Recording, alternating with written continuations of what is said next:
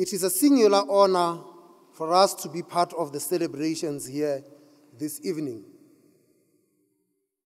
Truly humbled by this special occasion. But I think that it is important that we understand the context within which this celebration is taking place.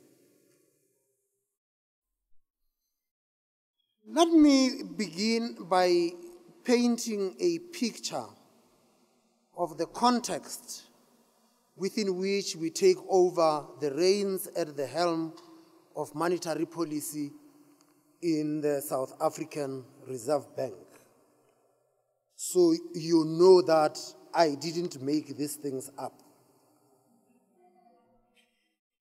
We're taking the helm at a time when the outlook for global economic growth is mixed.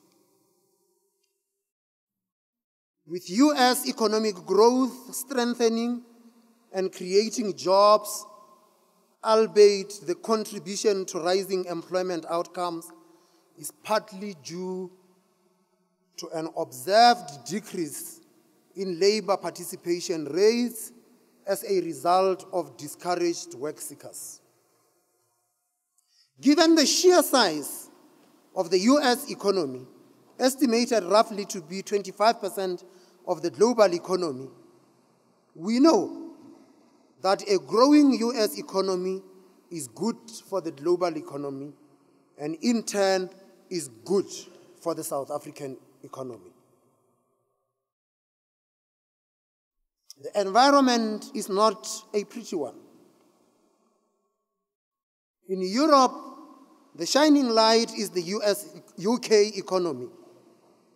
Unfortunately, being the only robustly growing part of Europe, given the continuing lackluster performance in the Eurozone in terms of growth.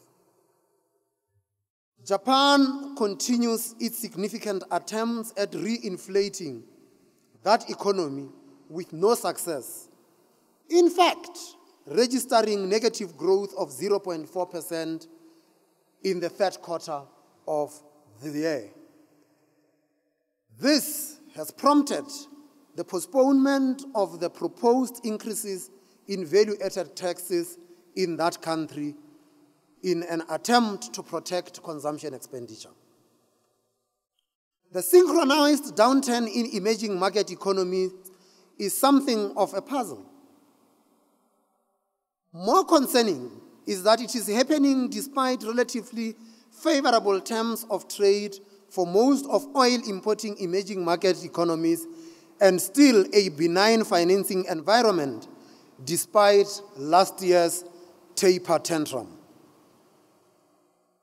For us, we watch China's growth performance closely, given that they are an important destination for our commodity exports, and as such, a slowing China, especially at the same time as a protracted slowdown in the euro area, which itself is an important destination for our manufactured exports, cannot be good for South African growth outcomes. US monetary policy normalization is also another area of focus for central banks around the world. The US Fed has ceased its purchase of additional US Treasury bonds, with proceeds of maturing paper being reinvested. In terms of normalizing interest rates, it is now a matter of when in 2015 rather than whether policy will normalize in the United States of America. Given the close correlation of domestic financial markets with US markets and our reliance on portfolio inflows to finance our current account deficit, it is generally expected that the normalization of US monetary policy will result in the repricing of South African financial assets. What is not clear, though, is the extent to which this repricing has already taken place and thus reflected in the prices that we see in South African financial assets. It is our view, however, that U.S. policymakers will commence with monetary policy normalization once they are confident of the strength of the U.S. recovery. It has been a challenging year for South Africa's economic growth outcomes. It is common cause that we have revised our growth outlook to 1.4% for 2014, with growth picking up and rising to about 2.5% in 2015.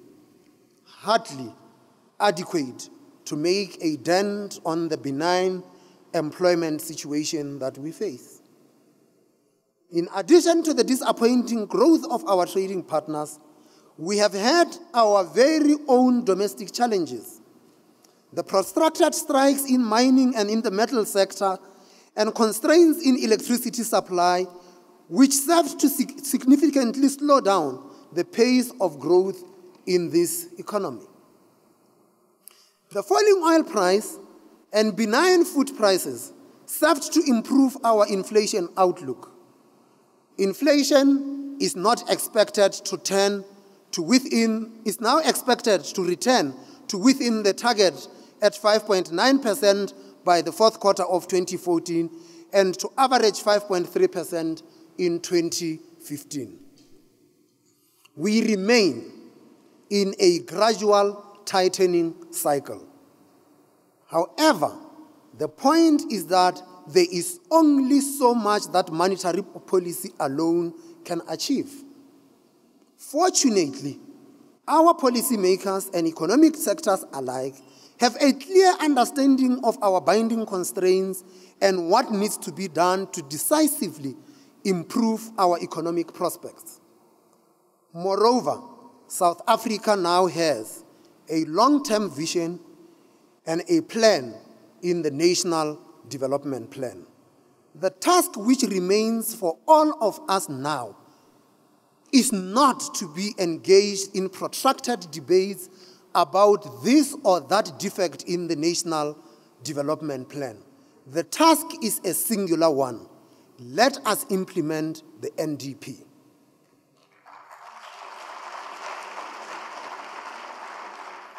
That is the context that this evening's celebration is taking place.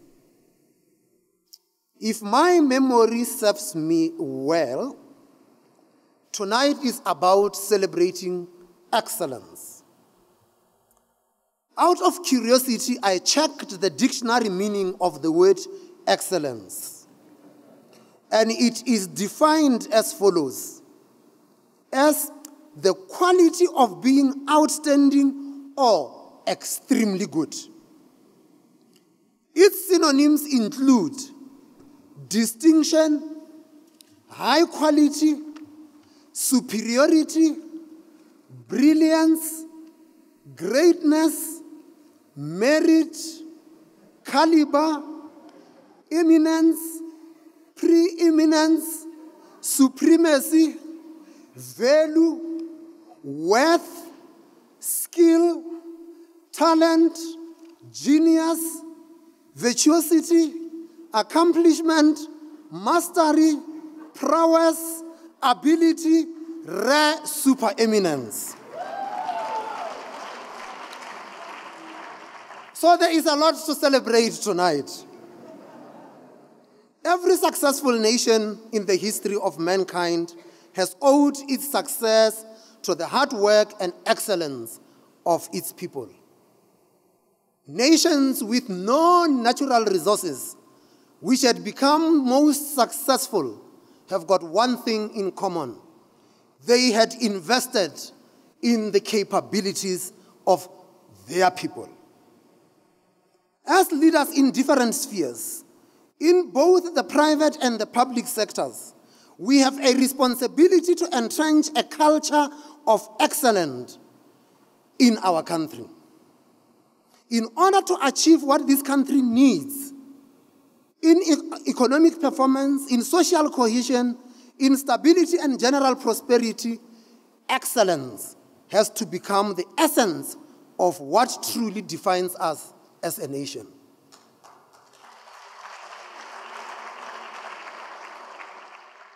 The young people who look up to us have to know and trust without a doubt that excellence, hard work, and exceptional performance are necessary and sufficient preconditions for success. Fellow South Africans, let the impression not be created that anything else apart from hard work and excellence can lead us to success. Fortuitously, tomorrow we commemorate the passing of the great South African statesman, the founding father of this nation, Utata Nelson Rolihlahla Mandela. Through his exceptional intellect, foresight, and excellence, this nation was born. He would have expected nothing less than true excellence among South Africans as we go about delivering our various mandates. In the respective institutions, we have the privilege of serving these nations.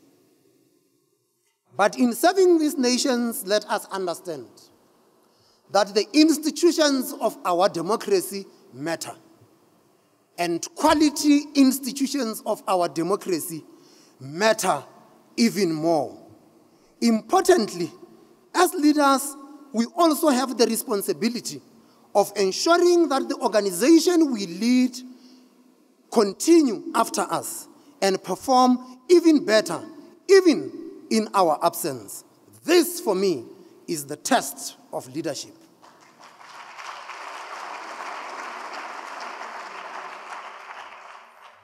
If an organization dies with your departure, you have failed as a leader.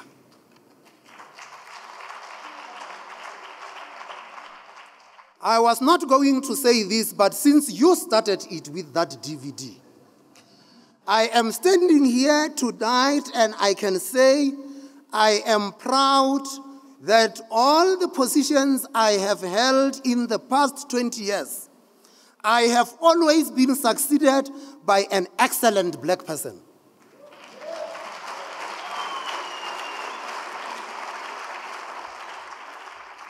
It is a model that works.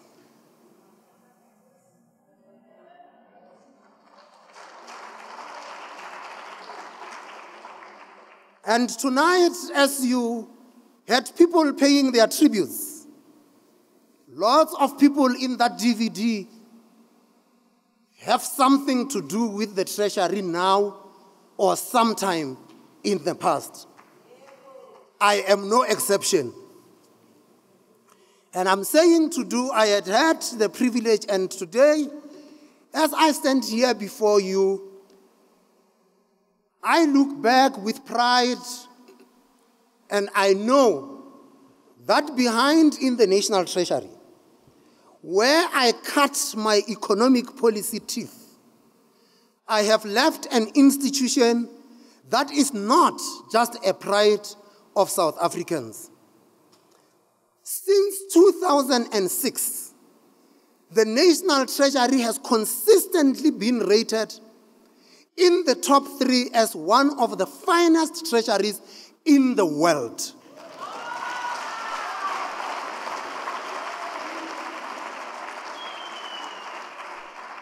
And in 2010, just before I left the Treasury, it was rated the best treasury in the world.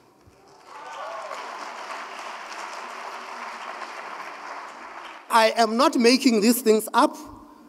These ratings came out of the Open Budget Initiative in Washington.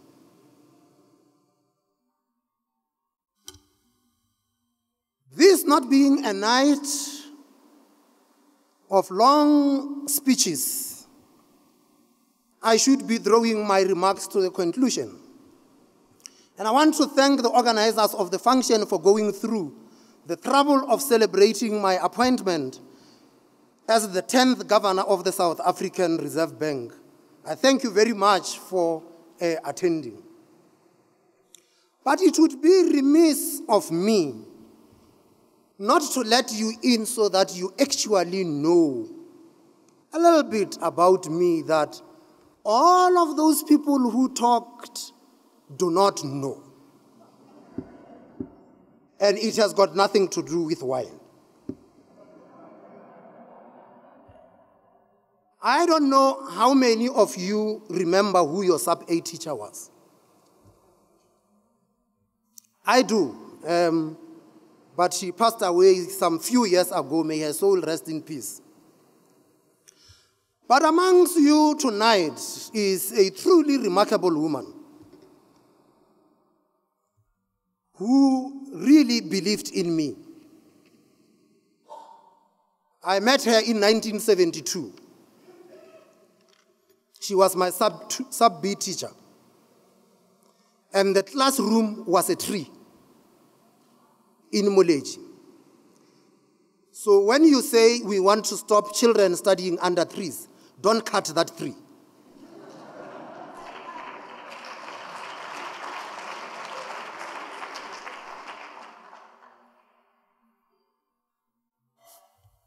I started school a year earlier than I was supposed to, because there was no creche in the village. And my mother had to go and work in the field, and she didn't know what to do with me. So she asked a teacher friend of hers to take me. And somehow I happened to be interested in what she was doing in class. And she decided that I must proceed with school. So in Sub-B, I met this remarkable old lady who is amongst you tonight. But during those days, today I'm standing here, many of you, you talk about that tall man from the Reserve Bank. I was actually very short. And during those days, for you to go to school, you had to be able to take your hand and be able to touch your ear on the other side. I couldn't touch my ear. And so the school inspectors came, and it was that I am too young to have been in school, which was partly true because I started a year earlier. But the sub-B teacher believed in me. And after the school inspectors left, she kept me in the school. And I proceeded to Standard 1, but she left the school.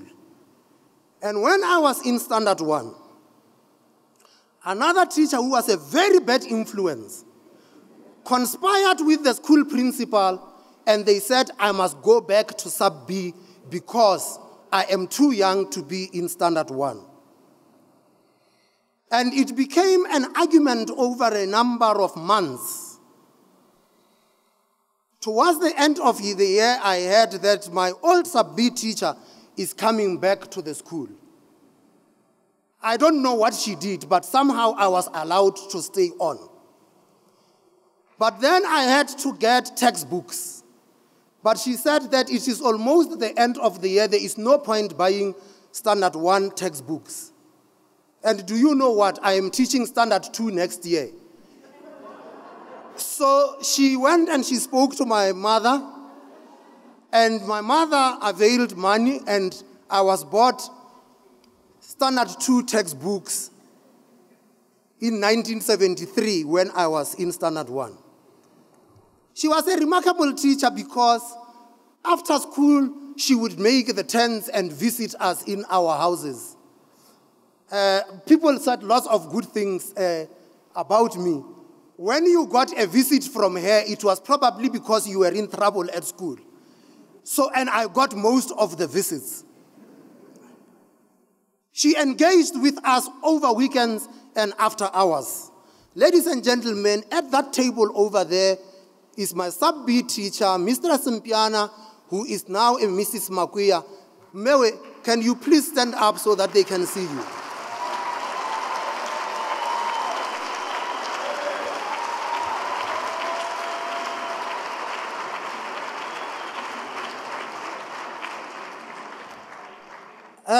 That was the caliber of the teacher I had. I'm afraid your kids might now be a little bit too old. They will not have the benefit of going through those hands.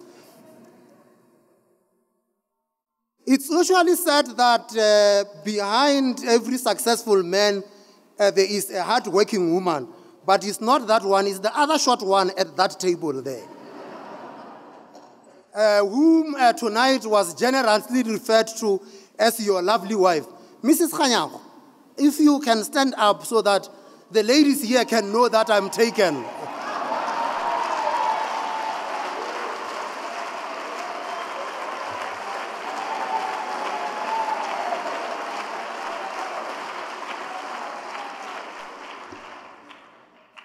This wife of mine is remarkable because she is also very honest, you see. That's why she could release me to go and study in London and stayed behind here and just hoped that I must come back with some qualification. It was an investment worth making, and it looks like it is paying dividends. She has been with me, and I know many of you ladies, you are standing right behind your husbands. Unfortunately, she has not been standing behind me. She had always been right beside me. Thank you, Todi. Love you, and good night.